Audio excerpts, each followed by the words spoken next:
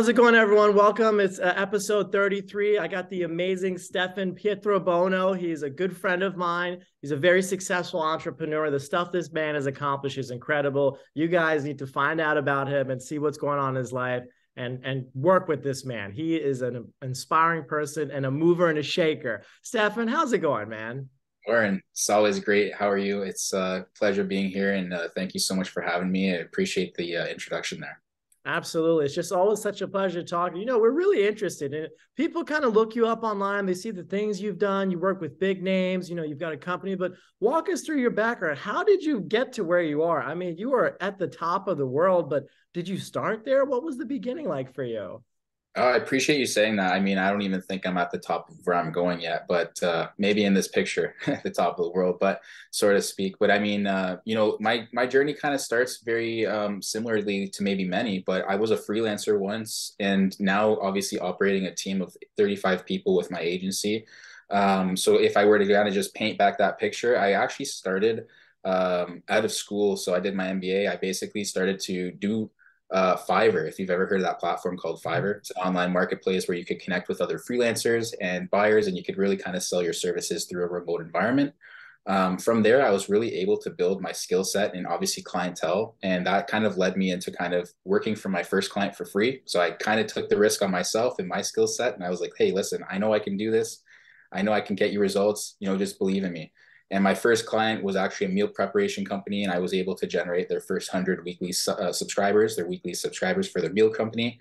And that's kind of what actually led me into introduced to my second client. He actually introduced me to my second client, which kind of revolved after that, just kind of rotated and evolved into something more. And, from the Fiverr and the side things that I was doing for my passive, it was a passion of mine that I knew I wanted to start an agency. And that's kind of what really allowed me to bootstrap and buy into my belief, quit my job, jump into things full on and hire my first couple people. Wow, that's so incredible. So getting that first client though, it must have been a tough obstacle. How did you find that client? You just looked online on Fiverr, they just found you and that's it? So like, the Fiverr game is definitely different in the sense of like you kind of have to put a little bit more investment skin in the game up front because you have to build your reviews, your profile, that kind of stuff. So I was definitely sacrificing, maybe some of the money I could have been earning at the time for, potential reviews just to show myself a bit more. But once again, I was able to really maximize my presence and how I was shown as a service provider on Fiverr. It really kind of was steady after that point. Like people were actually finding me and connecting with me and just seeing how I could help them. I think you even understand. I'm in the social media agency game now. I'm in the world of online marketing, and I think that discussion has definitely evolved. Where before I had to pitch to people why they needed social media, why they needed online marketing, and now it's kind of a different discussion because obviously post pandemic and all these different evolutions when it comes to marketing. Now it's like, oh, you do online marketing, how can you help me? And what can you do now to help me? Because now it's like, I don't have to educate people on what social media is or why you're posting this and where it's going. They kind of have a sense. And now it's really just about what service you can do on there. How can you crush it? How can you help me? Yeah, so maybe like 30, 40 years ago, industry doesn't even exist, but now that it's kind of newish, you capitalize on it. And how important, Stefan, do you think social media is to people who have a business or doing a bit, maybe existing business, and they don't even have an Instagram account? What would you say to those people? Honestly, I say if you're not doing it now is the best time to get on. I mean, don't even just put yourself in that kind of paralysis of analysis sort of mindset because if we don't start today, I mean, it's just going to get harder for you to get on when you do decide to do that. I'd say marketing online and social media as a whole is absolutely crucial and vital to a business success when it comes to like a marketing engine. Obviously, there's different industries that we work in, and there's more reception to certain audiences versus others. Obviously, even from a B2B standpoint, from a B2C standpoint, it definitely is different in the sense of how the strategy evolves. But no matter who you are, what business you're in or industry, social media has definitely benefits for you. It's just all about how you refine a strategy that can work for you, your business objectives, and your community audience. Yeah, I totally agree with you on that. So if you don't have social media, guys, you're listening to this, Stefan is the guy to talk to. Social media is critical. And what I found also in my experience, sometimes you meet business owners who have websites or something, or they're trying to manage their own social media sites and they're doing everything, the business, the operation stuff. What do you say to those people who are doing everything at once? Would you recommend hiring maybe a social media manager or someone like yourself? Honestly, like I respect that because I was there at one point. I think any business owner understands that, like, from a very ground level base, we all have to go through multiple hats. We have, like, we're a social media manager one day and we're actually delivering the content the next, and we're maybe doing the sales the next, right? So you're kind of more than one role, especially early on in your business life cycle. And so I respect and admire anyone who's actually doing that hustle because I know how hard it can be. What I would say to those people who might be struggling, because at the end of the day, you're sacrificing your time and energy, maybe even the money aspect as well. But at the end of the day, it has to make sense for you and your business. I would certainly say that my team and I can absolutely help anyone out there who's looking to get themselves online, get themselves their brand awareness, lead generation, or even just refining strategies on how they could really tap into their audiences through content, of course, which is the name of the game for many of these social platforms. But what I would say to that person as well, if they are, struggling in certain instances, I would say pick and choose certain things that are actually like more tedious and hard for you to actually like execute the day to day, because those things are actually, if it's pulling teeth for you, it's actually probably on the flip side for a marketing agency, it's actually the things we like to do. So, I mean, in a sense of like synchronicity, it could really help to even grow your business because now you're not, being so bogged down at the day to day when it comes to posting or what to post and where to post. You're really leaving that up to a team of experts who can really kind of set through a good strategy for you and your business. Yeah, I totally agree with you. It just comes down to what is your time value cost? Like, is that amount of time you're spending hours just trying to post, is that really worth your time as a business owner, people? Or do you think the time would be more better investing into a social media agency that's professional, reputable, can help you guys? So I think it's something pretty incredible that you have. And I think the service you have is just needed all over the world. And most social media agencies, I think there's a range. They're extremely expensive people who are just like outrageous, and then very unexpensive. So maybe you could talk about, to average person, what is the cost of hiring good social media and like terrible social media people? Because is it That's a great question. It is a great question. I mean, I'm a big believer that you kind of get what you pay for. However, at the same time, there is a lot of noise in these environments nowadays with what people can do and what people say they can achieve for you. I would definitely look at multiple quotes for yourself because I would just say that's the normal thing to do in any business is just get a couple comparisons for yourself, find that benchmark of where you fit within your budget, of course, as well. I'd say even just on my side of things, not to be biased, but we are very reasonably priced. I think we have very affordable packages for not even just businesses, but even for personal brands. Like even if you're an individual who has your own business and you're really just like, how can I maximize my online presence? That's like from an author to, mindset coach or a consultant, we definitely are able to help even people who are just starting out their business. We work with a lot of startups. We work with a lot of enterprise clients. We understand that it's not a one size fits all approach. And sometimes obviously a package might be breaking the bank. So we do always want to tailor some solution to them and how we can help it, if that ever is a possibility. So you do offer custom solutions to people too? Absolutely. Absolutely. That's amazing. Steph, it's just pretty incredible the industry you have. How do people connect with you and find you if they need help with your services? Is there a website or email? How do they get in touch with you? Yeah, absolutely. Well, anyone who wanted to speak to me directly, I'm more than happy to have a discovery call with them. They can find me at getstef.com, GETSTEF.com, and they can book a free discovery call with me there. They could also learn more about me or even the company through millennialmarketingagency.ca. That would be our official website that you could always learn more about our services and who we are and how we can help clients around the world. And of course, if you want to even send me a DM on Instagram or LinkedIn, feel free to connect with me on Instagram at GetSteph.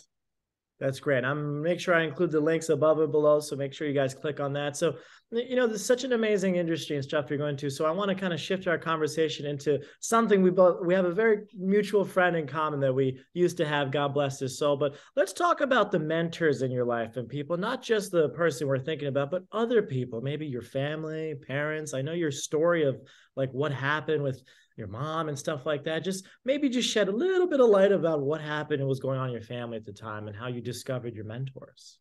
Yeah, I mean, I was very privileged where I was brought up in a very positive household. Both my mom and dad were giving me, um, a lot of encouragement with anything that I wanted to achieve in life and excel with. They were super supportive, so I was very, very grateful for everything that they gave me, and the opportunities that they allowed me in my life. And I think just naturally, that's something that I want to do to not to take advantage of. I wanted to maximize and really take myself to next levels. And I think just looking internally with my parents, both of those are my mentors for sure. I mean, I've looked even up to my dad to a great degree. He's very, very well thought out in sales. And I even recall just even going back when I was a child, like I played hockey, competitive hockey most of my life. And my dad had a very, very busy travel schedule. And, oftentimes we would be doing a lot of the business calls, maybe through the travel of between home and the arenas. And even just listening to him on calls and how he conducts himself on how he talked to customers and how he dealt with questions and problems and answers, and just really getting more sideline sort of perspective. It really, I think, even ingrained into me of like certain elements in business. I didn't really naturally brought up in business the same way that maybe many, like I didn't really go the school route or anything like that. I kind of found it a little bit later in life, if you will. And I think, really that's the entrepreneur in people when they're able to find that and kind of really release that entrepreneur spirit. It's really exciting. And I think that's really where I was able to find the passion of what I wanted to do. And once I was able to identify what passion I was really aimed for and the journey that I wanted to take on, it allowed me to further connect with more people in my life that I was able to look forward to and look up to. Like, for example, mindset mentors or business mentors. Obviously I think that's a really crucial element for anyone starting out in business or doing that journey on themselves. It's not a by yourself journey. I think it's really important to find and connect with people who have been in your shoes or have gone through that process, and obviously finding people that you want the results of. I think it's very important for you to just connect and learn from them. At the end of the day, it helps mitigate so many problems, so many issues that you might have come across in your business. They'll give you so much good advice, and just really, really, it's invaluable to me in terms of how much it actually offered into my business and even from a personal life standpoint. Yeah. So your first mentors, like everyone, is typically their parents. Your parents teach you everything they have. I remember my mentor told me, your parents will teach you everything they know. But if that's not enough for you, you got to find more mentors. So let's shift into, how did you come and stumble upon Bob Proctor? You're very famous for knowing you helped manage all of his social media sites and stuff like that. So walk us through, how did you manifest that mentor into your life? Bob used to say, everything you're seeking is seeking you. I love that line. And talk us about how you got involved with him up until, flying on his jet and stuff. That's incredible. Yeah, honestly, like it's something that is been a goal of mine for a long time. Even just when I started my social media agency, for me myself, my personal brand is Live to Inspire. I have a whole story alone on myself of what I've overcome in my life. When I just to give you a quick tidbit on that, when I was 17, I overcame cancer, and that's actually what really propelled me into what actually I wanted in life, and really kind of refining what my purpose was to be here on this world, which I believe is to impact and serve and help more people, and really kind of inspire people to live and lead a life that they truly love. So that's just alone on myself of who I am as a personal brand. And just once I was able to really get clear on that, fast forward to my agency, I really kind of attach myself to my agency in that remark. And everything we do for our clients, it's really attached to the sole mission of who we are, is impacting and helping and serving people across the world. And so 3 years ago, I was able to come across the social media post. They were looking for a new social media manager. Did the whole interview process with Mikey and the team, and obviously I was very fortunate to be landed the spot and position. At the time they were, probably around 400 or 450,000 followers, and we've now doubled and tripled that amount across their board on certain platforms. And it's just really exciting to see how many more people were able to just grow for their community. And I think at the end of the day, Bob is just such a marvelous human, and obviously, we all miss him to a great degree. And I think his lessons and his legacy will definitely be continued and carried forward through yourself, myself, and the light in others. Yeah, that's just so incredible, Steph. And just the fact that you got involved with the same person that I think changed so many people's lives. And not only that, you were helping Bob manage his social media. I don't think he knew how to post on Instagram or Facebook. Has Bob ever clicked the post button on Facebook? You know what? He actually has done a few things before, and I was like truly, truly moved how savvy he was to a degree when it comes to the technology. You know, he knew how to do the Zooms, he knew how to do the Instagram lives, he knew how to even, you know, present himself. I mean, at the end of the day, he was always a one-shot wonder. Like there was nothing out of his mouth that was never going to be deleted. It was always go live, we're good. And you know, I always had that faith and trust that he would always deliver on that because he was just that star. You know, he was always a rock star when it came to that. And you know, it was just really cool to see him in his studio in his like creative environment. You know, I have so many amazing memories from there because like obviously you and I know energy is such a big thing. Just being in the presence of greatness, I think is awesome. Share one of those memories. What was a good memory? How about the memory where you're on his plane or something like that? I never got to go on his I'll plane. remember. I mean, he obviously loved his dog Dolly, right? I mean, you know, he was in the middle of doing a master class seminar, and you know, Dolly comes in just barking, and it was like it was almost like the thing like you could not control Dolly. Like Dolly was going to Bob, like he like she just wanted to see Bob so bad, and Bob picked her up and put her on the live, and at that point, it was just like you know. Just crisis management, like okay, like is Dolly okay? Like, do we need to get the dog out?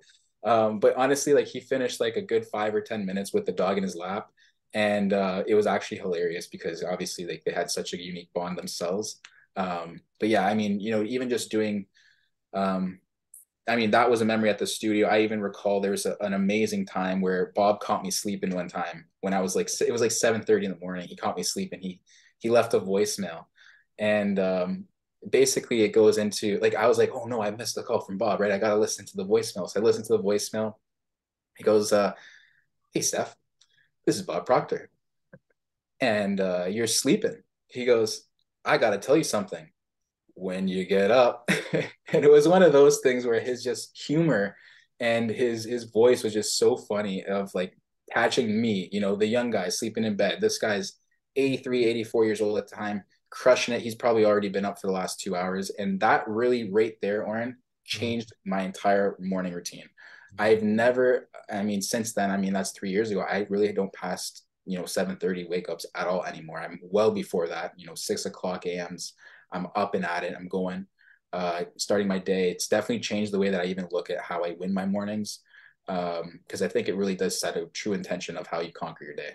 Yeah, let's talk about that further. Just have some people here in the audience too that, we're talking about morning routines and nighttime routines. So let's dive a little deeper into that. What was your morning routine back in the day before Bob and stuff? Did you just wake up, scroll through your phone, and then how did you change after this significant event with Bob? Did you do gratitude? Like, what's the morning routine for the incredible Stefan Pietrobono?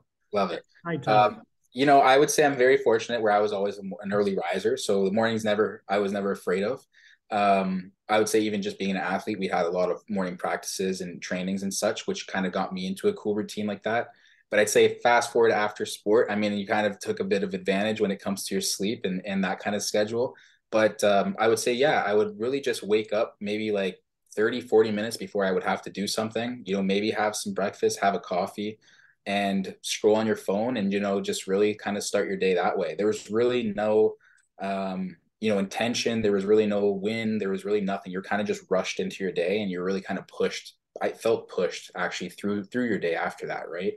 I would say even just from like again my upbringing, we were definitely in a positive household. We had like a lot of really great things even from Bob and just the upbringing of teachings. So I would say like gratitude and affirmation is definitely a really big thing, even just growing up as a child. Like again, if you can believe it, you can achieve it. That was one of the quotes that were always ingrained to me and my brother growing up. And now I think after obviously working with Bob and PGI, I've definitely even become a lot more serious when it comes to my goals, when it comes to gratitude, when it comes to even just how I practice all of the study material. I really truly believe that as much as like the material is gold, worth its weight in gold kind of thing, like if you don't study it, if you don't actually go through it, you're never going to kind of see the results in your life, right? And I mean, it's not even just doing it once, it's the consistency of day to day is really the actual gain in terms of the action that you're taking and the results that you will create for yourself. So now I write my goal out every single day in the morning, fresh in the morning. I actually have my own book here. I write it every single day in my book. it's just like my own like little brilliant journal thing. Your own Think and Grow Rich, like Bob It's has my his own yeah, it's thing. my own exactly right. I'm trying to make my own sort of energy there in my own book there. So yeah, I write my goal card out. I express my gratitude. I even am right now. I'm currently studying U squared, so I've been writing. I've been reading the Pursuit chapter for probably the last 2 months, to be honest, because it's absolutely so powerful. If you haven't read U squared by Price Pritchett, definitely encourage you to all check it out because it is 38 pages, and you will absolutely be transformed once you read that book. Love it. So yeah, I think that whole process is usually about an hour in the mornings, maybe even a little less. Sometimes I do get in a workout, but other than that, I'll have like a green mineral drink, and that's about it. No more coffee, really, minimal coffee, which is interesting too. That I used to be a big coffee guy, Yeah. uh, but I would say just to go on the gratitude and affirmation side of things when I'm doing my morning intention. And actually, one thing I did forget is I do listen to Pretend by Nat King Cole, which is one of Bob's favorites. I listen to that every single morning. It kind of gets me into a really cool vibration and state, and I absolutely love the lyrics. So definitely listen to the lyrics and resonate with them.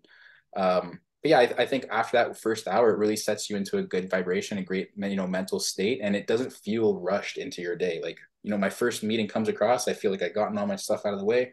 I got my priorities, and now I'm ready to take it on. Yeah, so you're really setting yourself up for winning. And also, I had Bob and Tony Robbins, but if you don't have 15 minutes to yourself, you don't have a life. So the fact that you're taking an hour to yourself for literally Stefan and you're healing yourself and preparing, I think it should help you in your business, with partners, connections. So that's incredible. Just curious, what about at night? How do you wind down at night? Are you able to fall asleep? Do you have problems sleeping? I'm just curious. A lot of the world is just we can't sleep. We just scroll through Instagram. So how do you wind down this amazing brain you have of yours? Yeah, I mean, I wouldn't say there's necessarily a shut off. I mean, even in my realm of work, social media is a 24/7 game, so there's always something happening. I do try my best to find that harmony. I wouldn't say it's a balance necessarily, but it's more like finding your harmony of what fits for you.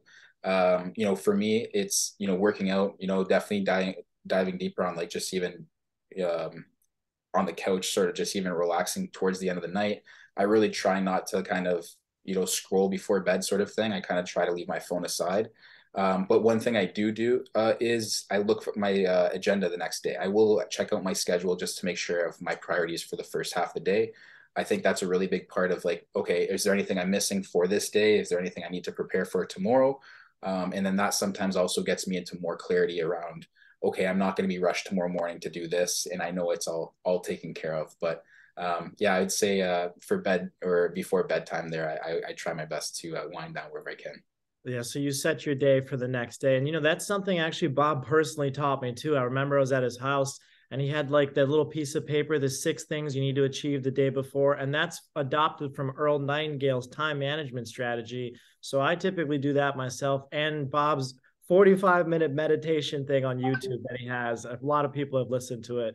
So that's how I wind down. So just curious. So following up and kind of closing on the whole Bob Proctor. So of course we're all miss Bob so much and stuff, but what happened afterwards? So with PGI, you were there working. So still working with them. Like, what's the future of your business and stuff looking like for 2023? You're going to get bigger clients. You're going to get Tony next. No, of course. I mean, I'm still working with PGI very much so. Obviously Sandy and the team. I think they're doing a great job when it comes to turning that chapter and again just continuing that legacy forward. I think that's something that's very critical to the teachings and obviously just where we're at as a whole. I mean, we wish selfishly we could keep people like Bob around for our whole lives and beyond. But I think the transition even beyond, he's still with us. He's still with each and every one of us. He's still here to guide us. He's definitely, and again, his teachings are certainly living on through us all. But I'm just like always, sometimes even just, I think to myself, I'm like, wow, like the amount of content he's given us is just such a gift. Like oftentimes you don't really get that when it comes to people and just how they deliver the content. It's like this is a true vault of just absolute amazing teachings that I really do hope get preserved and shared across the world. So yeah, I really am very hopeful for the future of PGI and where that takes people. And as for myself and my business, I think I'm always looking to get better myself. I'm always looking better to improve and level up. Playing with other obviously really key coaches in the world, I think that's definitely something that I love to align myself with.